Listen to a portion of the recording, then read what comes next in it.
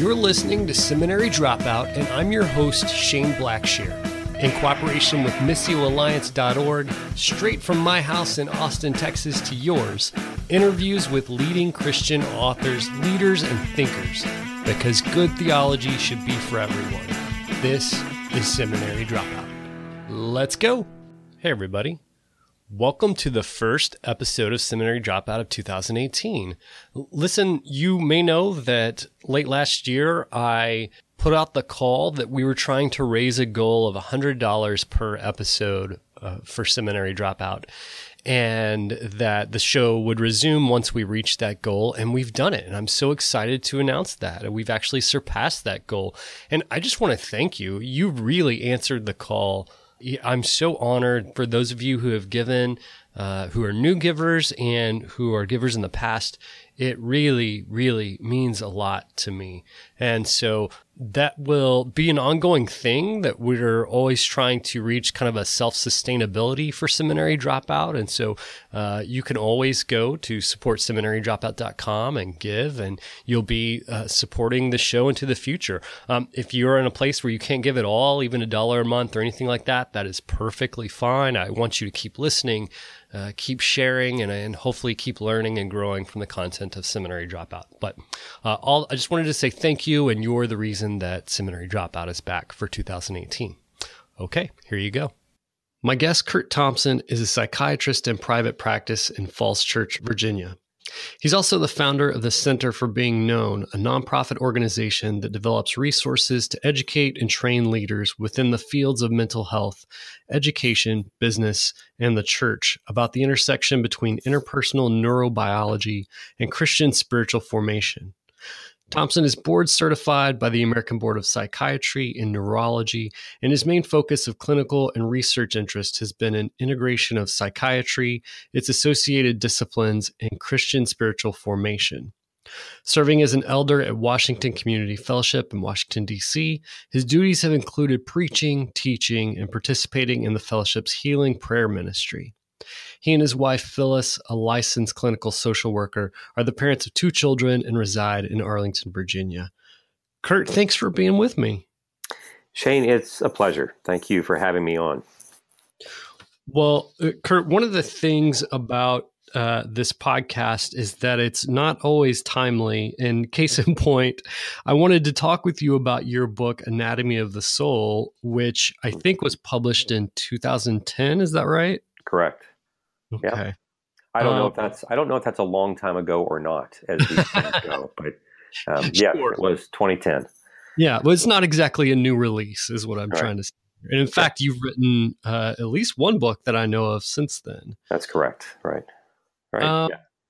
Anatomy of the Soul was one of those books that everyone that I kept talking to kept mentioning it. And it's a few people who I interviewed on this show kept going back to Anatomy of the Soul.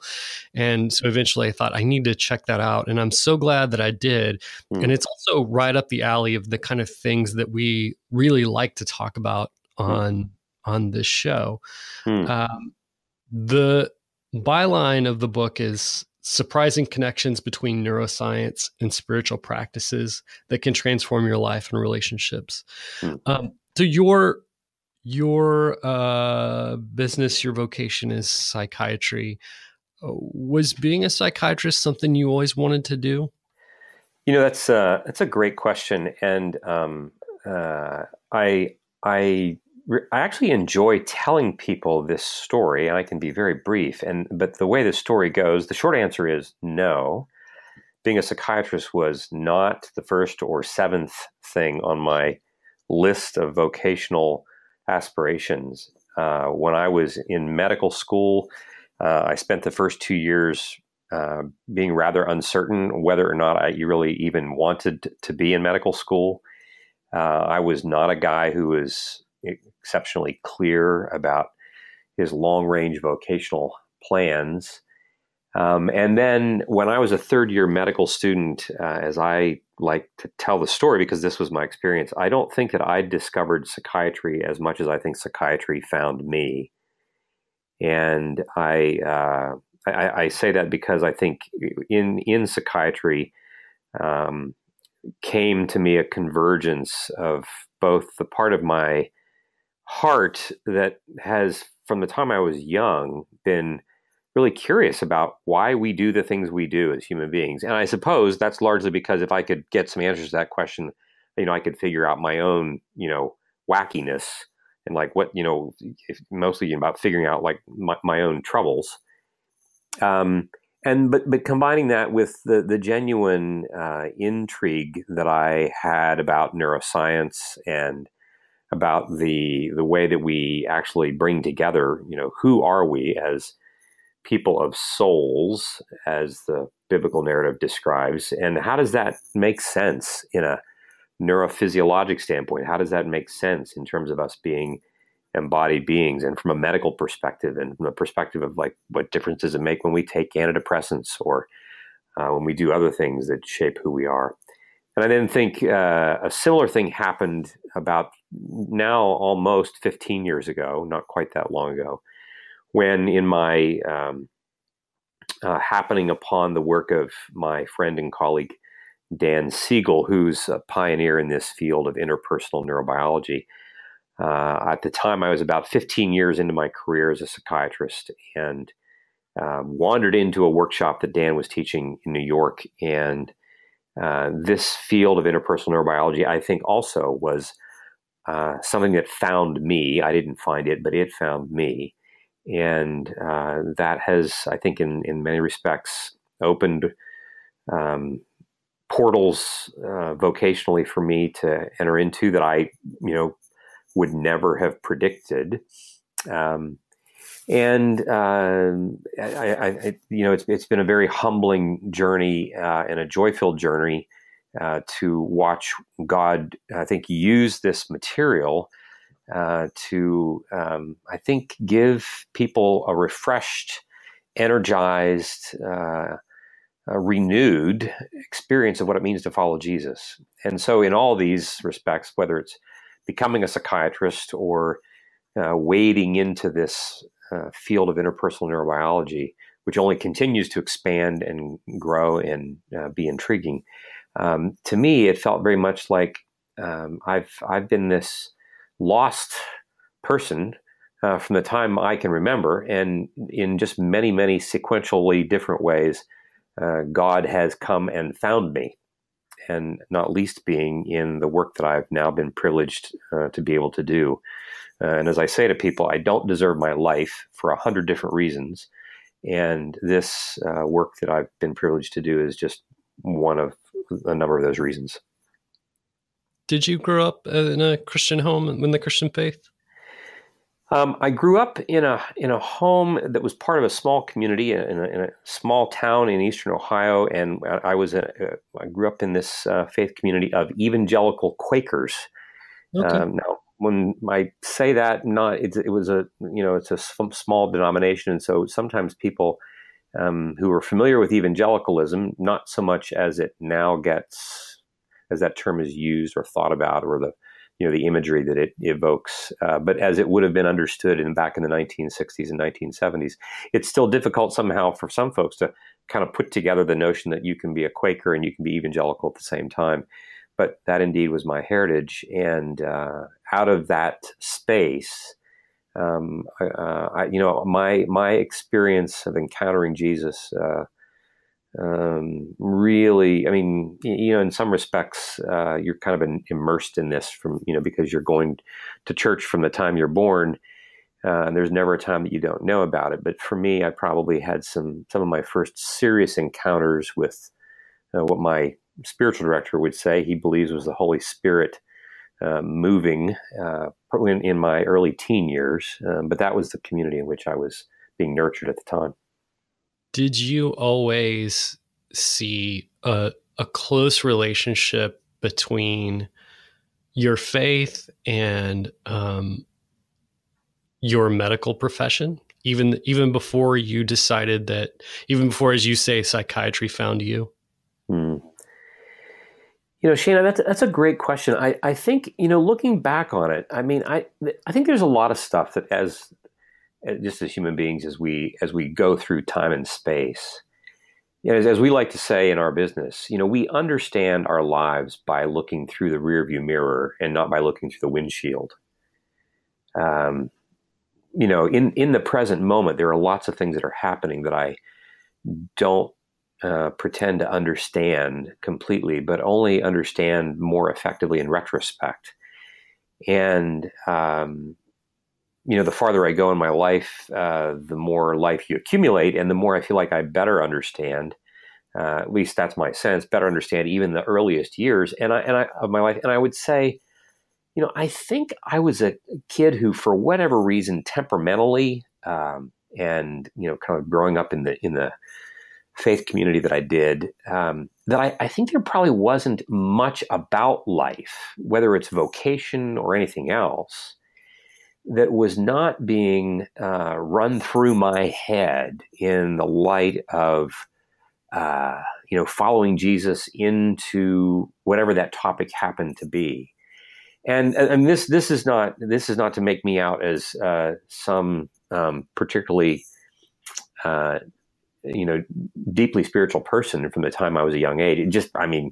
It probably was as much about some of my kind of tendency to be obsessive about things and a bit ruminative about things in ways that were always not always helpful or useful or healthy, I would suggest. But I did find myself probably asking the questions about what does it mean for me to be a Christian in fill in the blank, in whatever these things were. And so I think I'd had a lot of practice at asking that question. And again, not because I was even that self-consciously religious about it or thought that was the right thing to do. It just kind of like breathing for me. And so when it came to the practice of medicine, there was never, I think, a time when I wasn't asking that question. I remember when it became, at first psychiatry had always been, when I was in medical school, psychiatry had been one of the half dozen primary rotations that you have to go through as a medical student. And I understood it to be, just one of those things. I had no interest in it. I had no inkling or thought that it would ever be something I would actually seriously consider doing. But once it became clear that I had been kind of, again, found by this profession, then I had to contend with the notion of like, my goodness, how does one actually practice psychiatrist as a believer? Like, if you're going to do this, what does that look like? And I remember that then became the next question. How do I do that? And at a conference one year, I had the privilege of meeting the person who at the time was the medical education director for Emory University's medical school. And she was a practicing pediatrician. And I remember her saying to me, the reason that you might not be able to answer the question, what does it mean to be a Christian and be a psychiatrist, is because we don't really have that many models out there that can tell us how to answer that question. And she said, I think somebody needs to do that. And I think you might be some of those, one of those persons who can help us figure that out.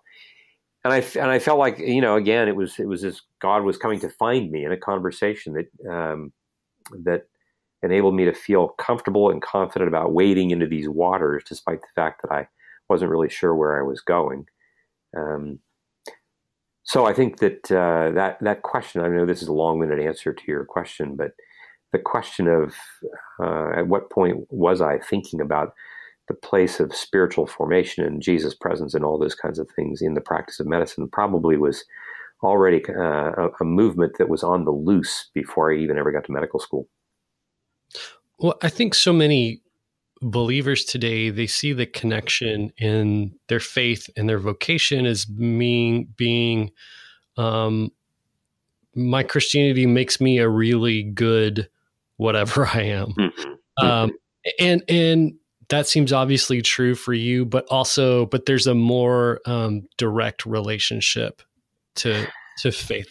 Yeah, I mean, you're being very clear in your question. I would have to say that I was when I was in undergrad, and then certainly in my medical school days, I was introduced to a group called the Coalition for Christian Outreach, now called the CCO. It's a campus ministry group based out of Pittsburgh that now has an extensive network of campus ministers throughout the eastern part of the U.S.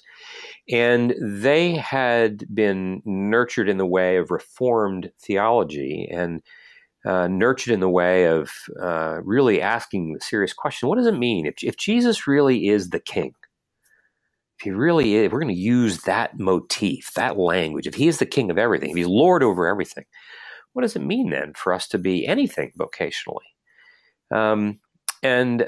So early in my undergrad years, I was invited to consider that question, no matter what I would end up being. And I think it also, a Reformed way of thinking about vocation was part of my heritage. But I also think this, Shane, I am struck by the depth to which we as a culture, whether we're believers or not, we operate in a fairly pronounced kind of Cartesian dualistic fashion. So that the fact that we even say something like, my Christianity helps me be a better fill in the blank, as if somehow in God's economy those are separate things. As if somehow we are I've got this spiritual part of me that's over here in this compartment, and then I've got my software engineering part of me that's over here in this compartment, or my parenting part of me that's over here in this compartment, or whatever the compartment happens to be. And I think that I've been deeply influenced by the work of Leslie Newbigin, of N.T. Wright, of others who have, I think, drawn our attention to this false dichotomy. That if you were a first century Jew, this notion of having these separate categories would seem a bit strange. That we serve a God, the biblical narrative would seem to suggest that, we serve a God who's created a world of wholeness, so that we actually aren't people who have these separate compartments, as it turns out. Now, it doesn't mean that we can't, create categories to talk about them to help us be better parents or better engineers or better Uber drivers or whatever it is that we're going to be. But somehow the sense that I have these different, parts of me, apart from being helpful abstractions to help talk about these different parts themselves, isn't necessarily what really takes place in the time-space universe. And certainly, one of the things that this work of interpersonal neurobiology has done has been to kind of reintroduce the false, bring to our attention this false dichotomy of these kind of Cartesian dualism and this notion that we are these separate things. And so, this when I wherever I go when I'm invited to speak, one of the texts that we pay a lot of attention to when we talk about this notion of integration, this bringing together of well-differentiated parts of our mind and into bringing them together into effectively linked dynamic whole processes, is the 86th Psalm in the 11th verse, where the psalmist is asking God and says, quote, "Create in me an undivided heart, that I may fear your name."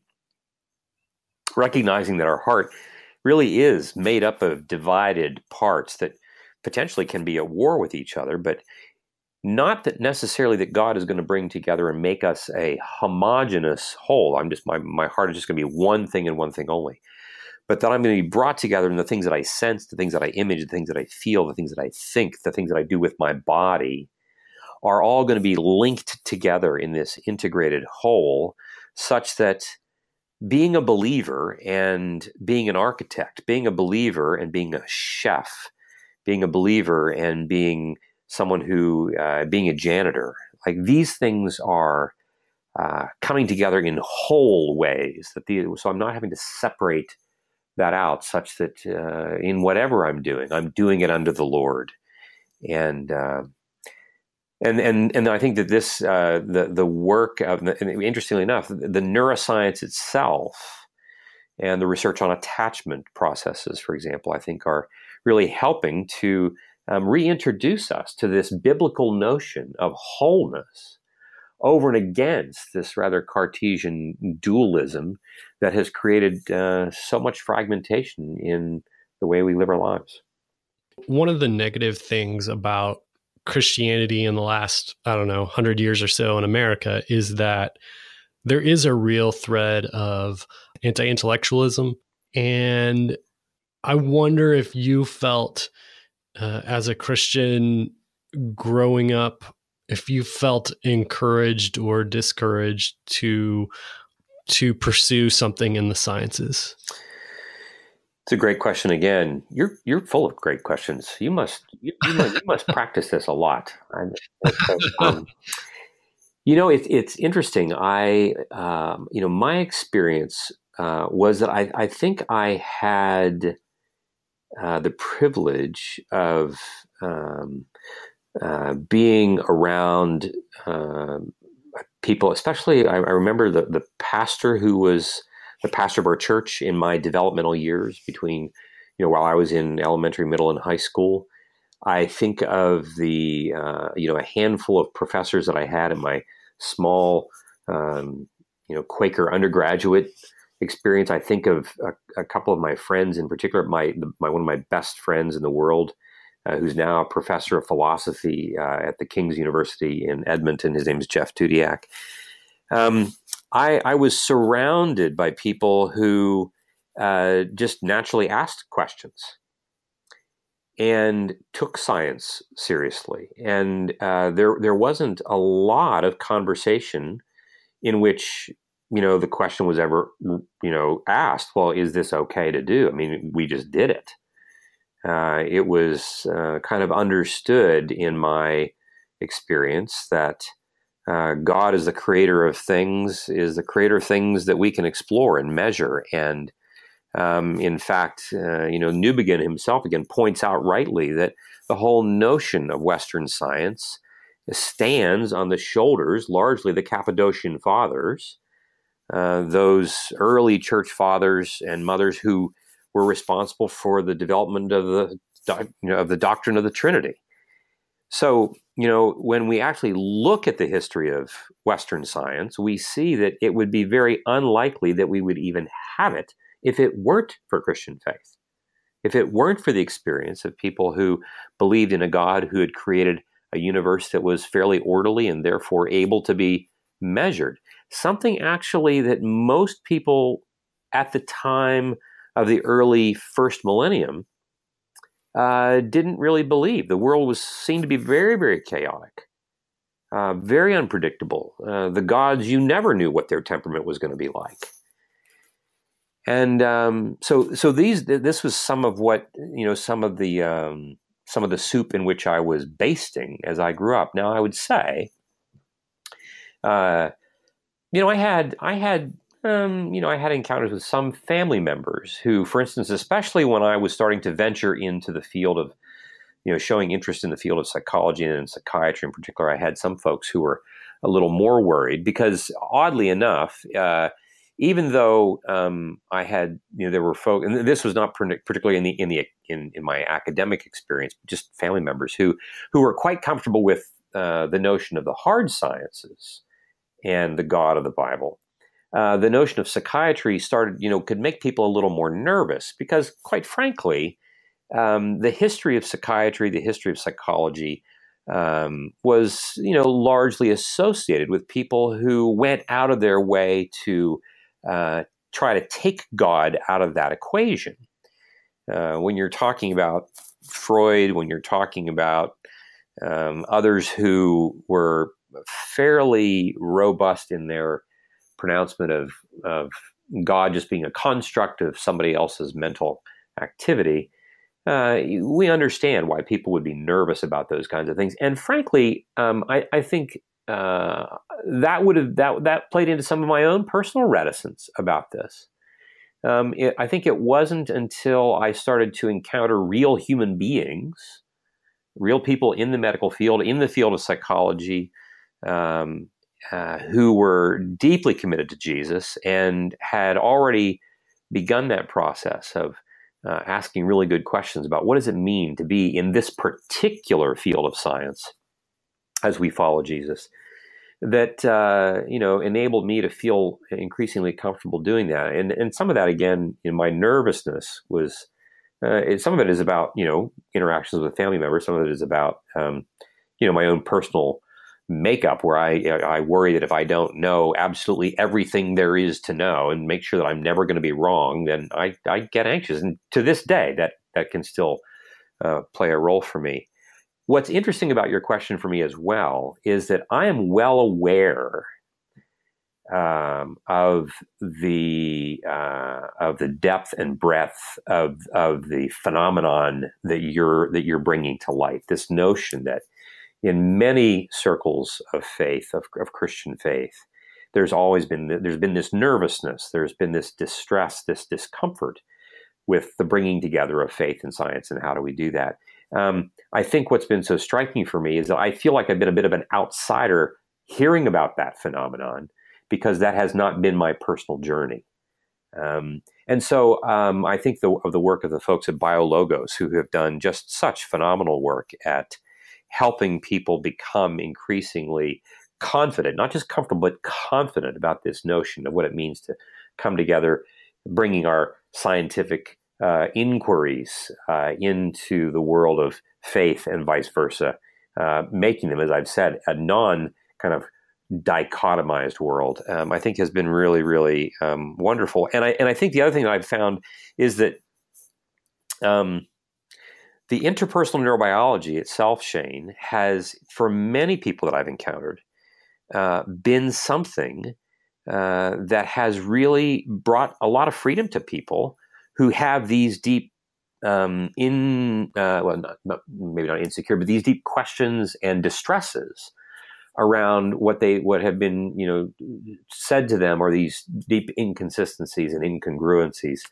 And so again, I think, as Paul writes, or as Paul is quoted in the book of Acts, chapter 14, God doesn't leave himself without a witness. And I think that at this, who knows? I mean, neuroscience is a pretty sexy thing these days. I tell people, look, if you want to sell more yogurt, slap a picture of the brain on your, advertisement, and it will certainly make sure that you sell more of these things. And just because we feel that much more, compelled by anything neuroscience. And so who knows how long this will last?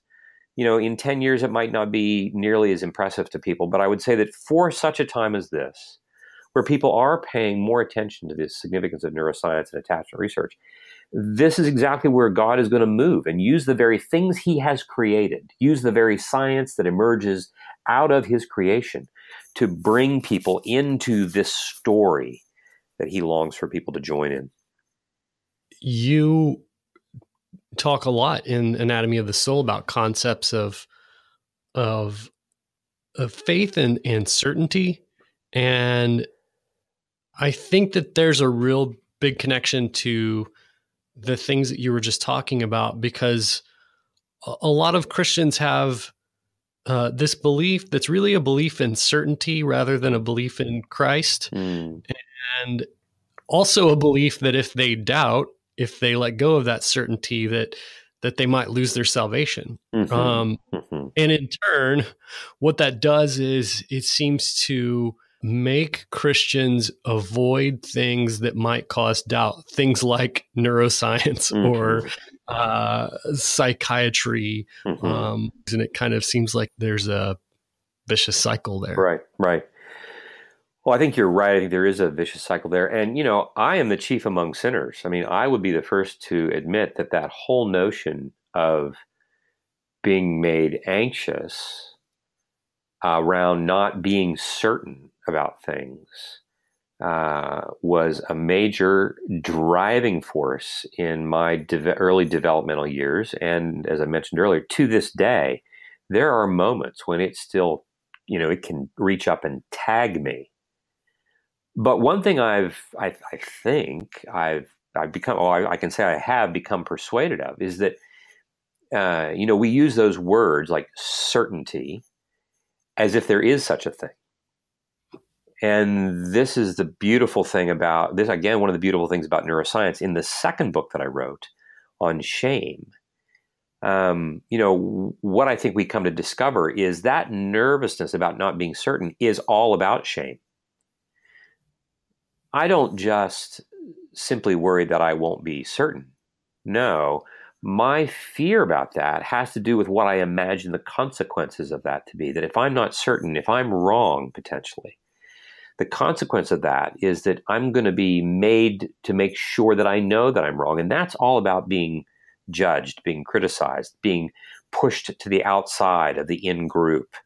In some way, shape, or form, my not being informed correctly is going to leave me in a place that we would say shows up in the second chapter of Genesis, where God says, it's not good for man to be alone.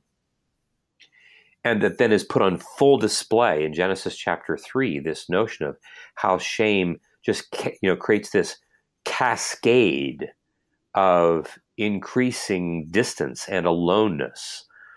Right? The woman from God, even in the beginning of the conversation with the serpent, where the serpent wants to talk with her about God as a third person, as opposed to bringing God right into the conversation. The distancing that takes place between the woman and the man, between the woman and the man and God, and between man and woman and creation, and so forth and so on. That whole sense of being left, of being abandoned, of being pushed out, is one of the primary, even pre-verbal and non-logical, non-linguistic functions of shame. And my need to be certain is all about avoiding that. And the gospel is a story in which Jesus comes, and and this is the thing that Newbegin, I think, is so helpful. It has been helpful for me with, right? That Jesus is not going to come on our terms. I mean, if I look, it's Christmas at the time that we're recording this. It's the Advent season, and if it had been up to me to tell this story, Jesus would have shown up much as Aragorn shows up, at the last battle, for Middle Earth. I mean, he would have come. He would not have come as this vulnerable, innocent newborn who allows himself to be in the responsible care of human beings who knows what they're going to do. He shows up and then Herod starts murdering, and then we got to get to Egypt and back. Like I would not have written the story this way. I want a God who can come and triumphantly rid me of all of my brokenness. I don't want a God who comes and invites me into a place of vulnerability that, as it turns out, he actually made me to be in the very beginning, naked and unashamed. He's recreating a world in which we will be naked, in the sense that we will be vulnerable, but shame will not be part of the conversation. Therefore, those who are in Christ, there is no condemnation for those who are in Jesus. And I got to tell you, Shane, I love that verse in Romans chapter 1, but for the life of me, I have a hard time living as if that's true. And so I realize we're kind of a far distance away from what it means to be certain about science and faith and so forth. But I would suggest that in the end, we don't avoid science because it has anything to do with science. We avoid science for the very reason that you pointed out. We avoid science because to encounter it means we're going to have to take seriously and encounter the parts of us that are vulnerable, that carry the weight of our own personal lifelong history of shame, let alone the history of our parents and our parents' parents and so forth and so on, and all the epigenetic front-end loading that we have from generations of this stuff. We're going to have to confront that. And for us, it becomes as we might say, if I'm a 4-year-old in my bedroom at night and the hall light is on, and the hall light is casting a shadow into my room across my closet door that's slightly ajar, and I'm worried that there might be monsters in that closet, and I yell for my dad to come in. I just want my dad to come in and turn the light on and close the door. But my dad is more likely to walk in and say, hey, let's go take a look in the closet. And I'm thinking, like, this is a really bad idea. Because there might be monsters in the closet. That's why I want him to close the door. And yet he invites me, he picks me up and he said, let's go look in the closet. And I think this is what Jesus is doing with these dark places in our heart that are terrified that we're going to find out something in science that's going to shame us into just like, well, we're wrong as Christians. There's something about all this, right? Jesus, his life, his death, his resurrection, that somehow we were wrong. And I think that gets back to this notion that in the end, I really do, I want a world in which I can firmly depend upon myself as an individual to figure this stuff out. But you see, what I really need as that 4-year-old, when I'm afraid of the monsters in the closet, what I really need is not the certainty that there are no monsters in the closet. What I need is the presence and companionship of my dad as we go look for them. And you see, this is the gospel. The gospel is a message in which Jesus comes and says, I am with you even to the end of the world. And notice, he says, in this world, you will have tribulation, but don't be afraid because I'm here. And we talk about, both in Anatomy of the Soul and in The Soul of Shame, we talk about how, even venturing into questions of science where we are most worried, the real question is, the problem there is not science. The problem is that my distress about that venture reveals the parts of me that are clearly in isolation and disconnected, both from myself, from my God, and from others. And that actually, as it turns out, is an opportunity for God to allow the presence of others to walk with me into this science and discover what God is actually doing there. But the most important thing is not for me to end up learning that, I can know everything and be certain, as it turns out, but know that I can learn that even in the hardest of places where I am most afraid of my shame being revealed and me being thrown out, God is bringing companions to walk with me to demonstrate that this is who Jesus is, in order for me to practice for the heaven that is coming. Because heaven is not going to be about certainty in the way that we like to make it. Heaven is going to be about God's presence. And if we're not getting used to practicing God's presence, even in the hardest places, I mean, my goodness, what's going to happen to us when he shows up in all of his glory? It's interesting how it seems like so many of us are motivated by the fear of shame.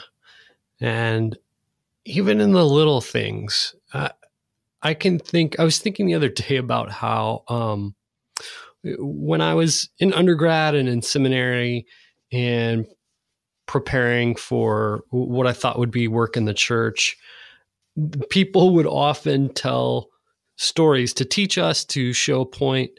They would tell us stories about some young rookie pastor who had, some crazy idea about how ministry would work or theology or something like that. And when I entered into ministry and started pastoring, I never wanted to be that naive pastor. And so I wanted to be the seasoned, veteran, wise pastor right out of the gate. Right. And so what that caused me to do was to just be very quiet. You can't be wrong if you're not saying anything. Absolutely. To not take any chances or risks or try anything new. Right. And I just, that makes me so sad looking back now, because failure is such a great teacher, and that's what it's for. And if I had known, as you were saying, that Christ would be walking with me through those, whatever they were, those mistakes and those risks, and that naivete, that's such a better lesson to learn. And living, as you were alluding to, living with the motivation of avoiding shame at all cost, that's not really the abundant life in Christ that we were called to.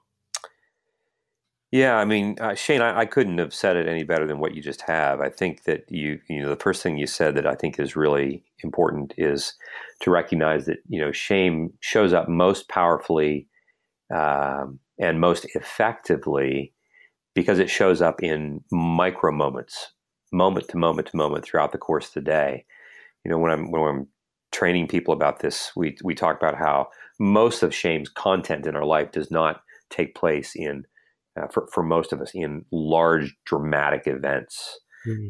It's true that there are people who have large dramatic events that are shaming, whether it's sexual abuse, whether it's any kind of traumatic event. Those things obviously do happen. But even for those folks, and for the vast majority of the population, shame actually is most prevalent in the moment to moment expressions inside the privacy of my head, where I say, I should have done this, I should have done that, I shouldn't have done this, I shouldn't have done that, or the very act of remaining silent. So as you rightly said, if I don't say anything, I can't make any mistakes. So in that sense, the very act of remaining silent is a way for, as we call it, my shame attendant to say to me, you're right, you should remain silent because, no one wants, you don't want people to see that you're an idiot. Even if those words don't go through my head, that really is what I am incorporating into my neurobiology by remaining silent in those moments. And that's why one of the things that's so striking to me about the number of times throughout the biblical narrative that sin and shame are coupled so frequently, and why it is that shame is spoken about and spoken to as significant kind of portions of our life that God's renewal is intended to change and to shift. I think we go back to this notion that we create many things in our world, whether it's furniture or symphonies or software or highways or relationships, for that matter. But there's nothing that we create that is more powerful than those things that we create in states of great vulnerability. When we are in deep need and need the assistance of someone else's brain, it is in those places where some of the most beautiful things that are made are created. And so we get back to Genesis 2:25, that the man and the woman were naked and unashamed, this sense of we ask the question, what would you create? What would you do in your life if you were not able to be ashamed and you were able instead to be completely vulnerable in proper ways with the people in your life by whom you want to be most deeply known? And we find that so much of our creative energy really is kind of tied up in and siphoned off by the need that we have to manage all of our shame. And there's a lot of our emotional and intellectual, spiritual capital that ends up just being dedicated to managing all that. And so I talk a fair bit about in this book, and The Soul of Shame, about the significance of vulnerability in community, and that's not just something that we do in order to just help us feel better. It's not just about ridding us of shame. It really is about allowing us to be in places where we can be unleashed to be creative in the way we were intended to create. How many of us have things that we would create and do of which we are right now completely unaware? We don't even know, because it's been so long layered under many different subtexts of shame in our life's history. And so, to your point about, I'm always sure that when I go to conferences that I am the dullest pencil in the box. All these other psychiatrists are out here who just know everything I want and everything. And it's a powerful reminder of how God is calling us out of these places of shame, not just so that we can feel better, but so that we can actually be liberated to create in the way that He envisions us to create. One of the themes of Anatomy of the Soul, and maybe the overarching theme, is just this idea of being known and being known to ourselves and to God and to others. And I just think that for so many people, that is such a distant concept that it seems too abstract. And I wonder what you would say that actually looks like when we're known. Yeah. Well, I would say, I'll give an example. This is a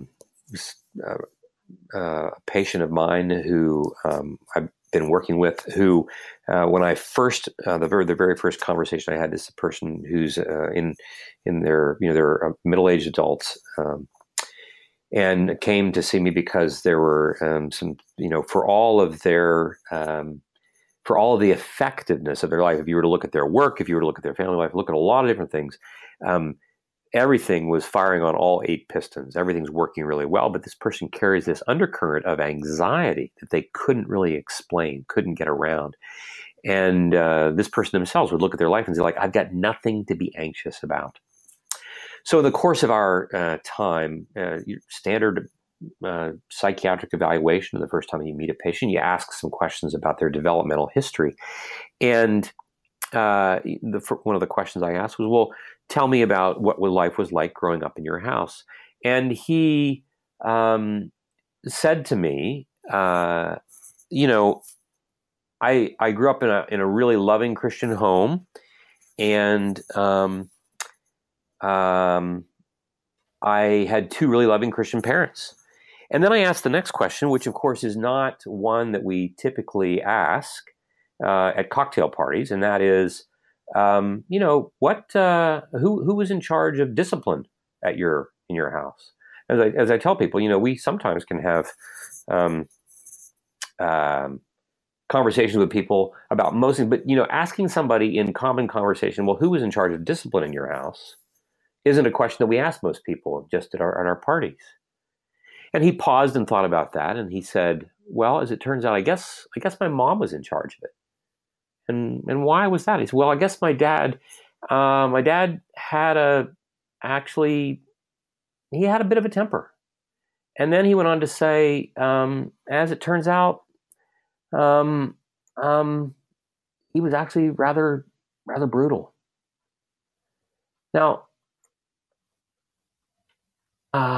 what that means, of course, is that this person thinks he knows his story, and if anyone were to ask him, what was your life like growing up? And many of us can answer the question the same way. I grew up in a loving Christian home.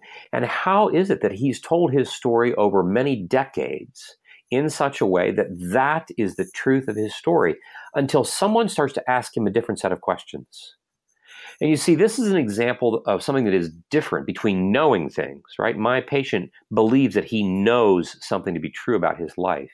But for him to be known by someone else in the room who's looking at him and asking him a different set of questions, it started to evoke all kinds of feelings in him that he has for many decades worked intentionally but non-consciously to keep at bay. Because for him to grapple with the reality of the brutality of his father, who was also a deacon in the church, is really not a very pleasant thing to have to encounter. And so we live in a world in which, knowing things is a premium. I want to know that I know, because knowing things leads to power. It leads to confidence. It leads to my not being vulnerable, my not making mistakes. And I use my left brain largely to know things. But to be known by someone else means that I'm not the one who's going to ask all the questions. To know things, like the scientist, means I'm going to decide what the questions are so that I can ask the questions, get the answers, and then I can know everything I need to know. It also means that if I'm the one who's asking all the questions, I limit what the possible answers could be. But when I'm being known by someone else who asks me, well, who is in charge of discipline in your house? a question that no one has ever asked me in my 5 decades of life, I am now set to being curious about something that I couldn't ever be curious about, wouldn't have ever been curious about, until and unless someone asks me that question and gives me the sense of like, oh my gosh, I'm being known. I'm having to admit to someone else that my father was brutal. And in the very process of saying this to Curt, I feel waves of grief and sadness and even shame, because this is my life that I've been working really hard not to have be exposed. But Shane, here's the beauty in all this. If I'm able to reveal to someone else the parts of my life that are shaming, and I'm looking at someone quite literally, I'm looking at them and their facial expression, their body language, and so forth, is something that is projecting back to me a message of compassion, a message of understanding. That categorically changes the very experience I have of the memory of what it was like to live in a house where I had a father who was brutal. And this then reveals a couple of things. It is an example of what Paul means when he says in 1 Corinthians, when he says, there are those who believe they know in ways that they ought to know better. But the person who loves God is known by God. Again, there are those who know things, who think they know, who do not know as they ought. But the person who loves God is known by God. He repeats this in Galatians as well, Galatians chapter 3. This notion that to love God first means for us to be known by God. Not that I know God. I think it's interesting. He doesn't say the person who loves God knows God. It doesn't mean that we don't know God, but Paul's emphasizing, what does it mean for us to be in this open space where we are going to be known by someone in all of our vulnerability? And in that space, have that vulnerability, and particularly those places that are broken, healed, and reconnected and reintegrated. I'm struck by the first words of Jesus in the Gospel of John. John 1:38, the synoptic Gospels, Jesus' his words are often, especially in Mark, repent, for the kingdom of heaven is at hand. In his first words in the Gospel of John, Jesus, echoing God's first words to the couple in Genesis chapter 3 after their eating of the fruit, John the Baptist's disciples are following after him, and Jesus, turning and seeing them following, said to them, "What is it that you want? What are you looking for?" He's inviting them into a conversation in which he wants them to be known. He's asking them for input. He's asking them to reveal who they are. This is what God's asking all of us. God's asking us, who is in charge of discipline in your house? And he's not asking that just because he wants us to deliver facts to him. He wants us to answer that question because he wants to enter into this deeply connected relationship in which the parts of us that we hate the most, that are neurobiologically well practiced and well hidden, he wants to reveal them in order to heal them, in order to regenerate them, in order to know that he sees those longings that we have, those desires that we have, those broken spaces that we have, including those joys that we have, and wants to validate and affirm that, and then say, here's what I'd like for us together to do with those things. And so to be known is to be changed. Neurobiologically, my friend, when I ask him the question, who was in charge of discipline in your house, his brain can't encounter that question and not be changed. It's going to be changed. And that's what we mean with the work that we do, and with our little nonprofit that we've started, the Center for Being Known. We're really serious about wanting to expand this mission of asking the question, what does it mean for people who are in churches, as organizations, for the organization of the church, in businesses, in educational settings? What does it mean when people are willing to be committed to being known? Of course, we're going to we're going to take care of all the logical, linear, factual information that we need to download. Of course, we're going to teach students math. Of course, we're going to develop our software. But in the course of all this mission is intended for relational flourishing. But so much of what interferes with relational flourishing is not about the absence of information. It's about the absence of relation. It's about the dearth of what it means for us to be known by one another in order for those parts of us that are ashamed to be liberated, in order for us to create educationally and in our businesses and in our churches the very communities of goodness and beauty that God envisioned in his first days of creation. You spend a few chapters talking about sin, and I like that you frame it as a rupturing in a relationship with our relationship with God and with others, depending on the sin. And I wonder what neurology and our faith have to tell us about why it seems we sometimes have sins that we can't overcome. Why, like Paul says, the thing I don't want to do, I do, and the thing that I do want to do, I don't do. I'm wondering how we can be informed about that through neurology and again, in our faith. Yeah. One thing I try to I pointed out, I think even in the introduction of Anatomy of the Soul, is that it's not a book, and I don't think there will ever be a book written that's going to explain the mystery that we encounter in the biblical narrative when the Bible presents its big issues to us. The issues that are the biggest in the Bible, I think, are mysterious in the end. I don't think they're going to be ones that we're ever going to explain this side of the new heaven and the new earth, because I don't think explaining them is the point. Now, we would love to explain them, because that gives me it's one more way for me to, pick from the tree of the knowledge of good and evil and know that I know that I know, and not have to depend upon relationship to travel this earth.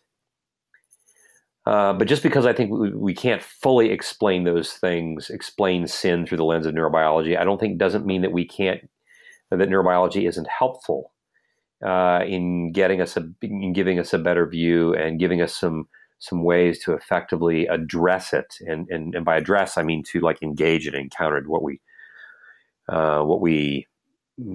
experience on a day-to-day basis. And I really do think that I think it's true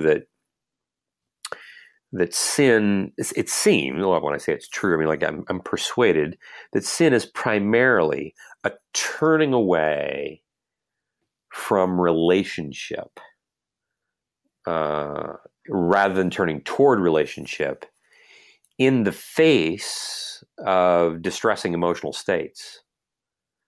I think that's what Eve did with Adam, what Eve and Adam did with God. We turn away from relationship. And that turning away, we can't do that without there being embodied neurobiological implications. So we like to say in the business, those neurons that fire together, wire together. So the things that I practice doing, those things become more permanent. So if I practice not paying attention to particular emotional states, if I'm someone who grew up in a house where every time somebody got angry, somebody got hit, anger might be something that is so terrifying to me that I'm just not going to let myself consciously pay attention to it. So the minute I sense myself feeling that, I'm going to turn my attention away from that. I'm going to practice cutting myself off from being angry. Now, that doesn't mean that my brain is not going to register anger with me in other ways. I'm just not going to pay attention to that. And I'm probably going to pay a price for that in some way, shape, or form down the line. But if I practice any particular behavior, whether it's a thought, a sense, responding to a sensation or an image or feeling, those things are going to register and become more permanently embedded in my neurobiology. And then when the time comes for regeneration, if I decide, oh my gosh, I'm waking up to my anger and I want to do something about that, or I'm waking up to my shame, or I'm waking up to any number of different things, my awakening to it can give me the opportunity to create new neural pathways wherein which I can begin to practice living differently than I have lived in the past. But the challenge is that that doesn't mean that those old neural networks that I have been practicing for so long are suddenly just going to like wither up and die and go away. Which is why, you know, we learn so much from the people who are in, recovery work, drug and alcohol, substance abuse work. You know, when they say like the only thing that stands, people who've been sober and in recovery and their lives have been changed and regenerated over 20 years. They haven't had a drink in 20 years. They say the only thing that stands between me and disaster is one drink. Because with one drink, I can reactivate and turn on some of those old neural networks that I've been effectively working to try to starve over the last 20 years. And so, again, we see where, Paul writes in Romans 7 about this notion that, the person that I want to be, I'm not.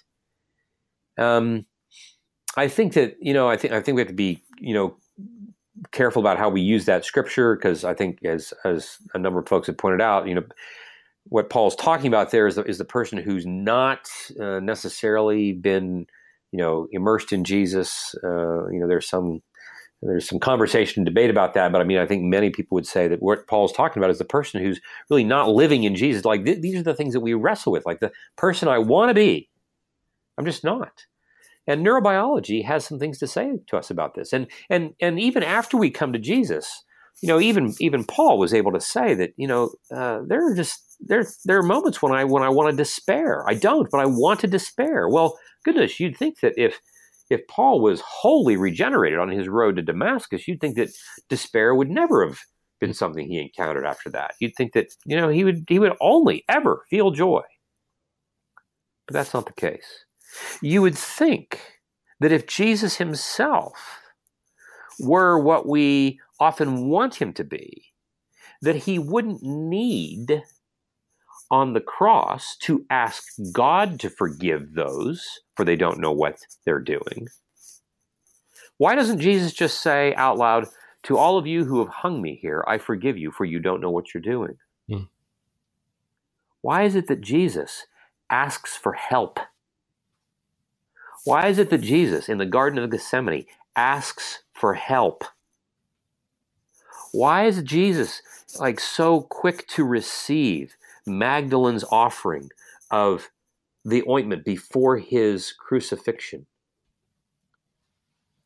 Why is he so willing to allow and ask for his disciples to wash each other's feet? We need help. If Jesus needs help, because this is how the Trinity works, and they're more than happy to help each other, our regeneration requires practicing new neural input, recognizing that old neural input is always going to be at the ready. Evil has no intention of going quietly into the night. It knows its days are numbered, even if that means it's another 10,000 years. And as such, it will take advantage of every opportunity to reactivate every old neuroplastic tendency that we had, that we hate, which is why regular, daily, moment-to-moment, weekly confession is so necessary and beautiful. Because we're regularly confessing, I don't have all the answers. I'm not certain. I'm afraid. I'm ashamed. These old things in me that I thought had gone away got reactivated today when I got on the phone with my mom, and I wanted to yell at her. Right? But I'm 40 years old. Like, what's a 40-year-old who's a follower of Jesus? Like, what are they doing wanting to yell at your mom? Well, maybe it's because you got some things to yell at her about that you were too afraid to yell at her about from the time you were born to when you left house at age 20. And those things are pretty powerfully embedded literally in your body. And the answer to that is not to give you a quick fix solution. The answer to that, again, is confessional community that continues to invite us to turn our attention to Jesus and turn our attention away from those neural firing patterns that tend to take us down the rabbit hole so frequently. I mean, I think this is what Jesus does in John 21 when he reinstates Peter. I mean, who knows how many times Jesus asked Peter if he loved him, if those were just 3 times or 33 times or whatever. But we get the picture that when Peter was grieved in his heart that Jesus asked him yet a 3rd time, I'm thinking like, oh my gosh, Jesus knows that Peter is still ashamed. Jesus knows that the answer to this question is really okay, I don't love you, because if I did love you, I wouldn't have thrown you under the bus 6 weeks ago. Mm. And I hear Jesus going after Peter's residual old neural networks, bringing them up to say, like, these things are going to want to continue to fire, and I want you to stop paying attention to them, which is why you found yourself out, fishing, out back to your old stuff. Like, dude, I told you a long time ago, I'm turning you into a fisher of men. You're not going to do that work anymore. I want you to stop paying attention to your shame and start paying attention to me. I have work for you to do. Jesus doesn't bring out Peter's shame again just to rub his nose in it. He brings it up to say, yep, this is really active. And in the middle of this activity, I want you to see me looking at you and telling you, I have work for you to do. I want you to lead my people. And can you imagine, if I'm Peter, I can't imagine a world in which Jesus would ask me to do that in light of what I've done. And this is exactly what Jesus is doing. But I want to say that in that process, in that real embodied encounter, Jesus doesn't just give Peter information abstractly about the notion that he's now reinstated and things are cool. No, he gives him a real experience in front of everybody else, in which it's not just Peter's abstract mind that has changed, it's everything about him that has changed in those moments. And that becomes, I believe, a model for what we are to be doing with each other in the body of Jesus, and doing for and with each other with people who are outside the body of Jesus. I mean, we are a royal priesthood to everybody else in the world. We're not better or worse than them. We're called, though, to demonstrate this notion of what it means for us to be fully known by doing it first with each other and then with those who are not part of this family, because we want them to know that Jesus wants them to be part of the family. They are part of the family. It's just, can you wake up to that reality? Well, Curt, I could legitimately talk with you about this stuff for another couple of hours. I just found it so fascinating and something that the church needs so badly. But I'm just so thankful for the time that you've spent here on Seminary Dropout. So thanks for coming, Shane. It's been a privilege, and thank you again for your thoughtful questions. And it's been very humbling. And maybe some other time we could do this again. But I'm really glad for the opportunity to do it today. So thanks so much. I would love to do that. And for those listening, I always have links to the books that we discuss on the show notes for this episode. So definitely do that and check out Anatomy of the Soul.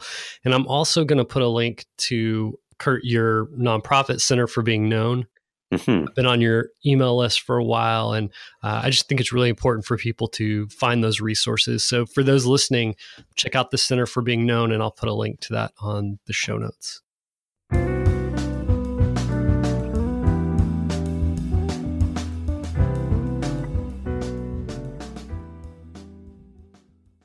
Thanks for joining me for another episode of Seminary Dropout. Remember, you can find all the show notes for this show and all shows at shaneblackshear.com. Oh, and hey, have you ever thought about starting your very own podcast?